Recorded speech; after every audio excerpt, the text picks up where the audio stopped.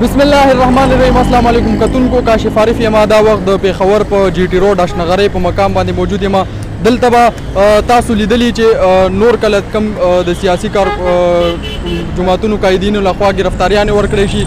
دلته کارکنان روزي احتجاج کوي، خو دغه شان مونږ لیدلي په 9 مۍ باندې چې کله عمران خان ګرفتار کړی شوی هغه د هغې خلاف کارکنان راوتي وو، احتجاج یې کړی. دلته بیا یو د اسمبلی چوک سره احتجاج کړی، پریس کلب مخې ته یې کړی. خو اوس که مونږ وګورو چې عمران خان ګرفتار کړی شو، خو د پی ټي آی کارکنان چې کوم دي دلته نشته دی. پولیس لخوا ګاډي راغلي دي، بختربند ګاډي هم ولاړ دي، د پولیس اهلکاران هم دلته ولاړ دي، او د جیل چې کوم پریزن وین دی هغه هم راغلی د کارکنانو دپاره.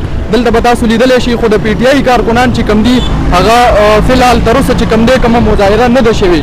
دا پریزن وین به تاسو ته ښکاري د پولیس لخوا ولاړ دی دلته، خو تر اوسه پورې د پی ټي آی چې کوم دی هیڅوک نه دي راغلي. بل خوا د پی ټي آی چې کوم فعال کارکن دی عرفان سلیم، هغه په خپل میډیا باندې دا په سوشل میډیا باندې دا ویلي چې موږ به احتجاج کوو، او د قیادت لخوا هم دا ویل کېږي چې تاسو چې کوم دي کارکنان دې پورم نه اوسي. بل خوا دلته به هم تاسو پولیس اهلکاران کتلی شي، افسران هم ولاړ دي، دوی راغلي دي کارکنانو دپاره چې څوک به روز احتجاج وکړي یا دغه احتجاج چې کوم دی په پوره امن طریقې سره بدل کړی شي. خو تر اوسه پورې هیڅ قسمه دلته څه مظاهره نه ده شوې یا احتجاج نه دی شوی. مونږ به تاسو ته نور صورتحال هم درکوو. تر اوسه پورې چې کوم صورتحال دی هغې نه مو تاسو خبر کوي. مننه.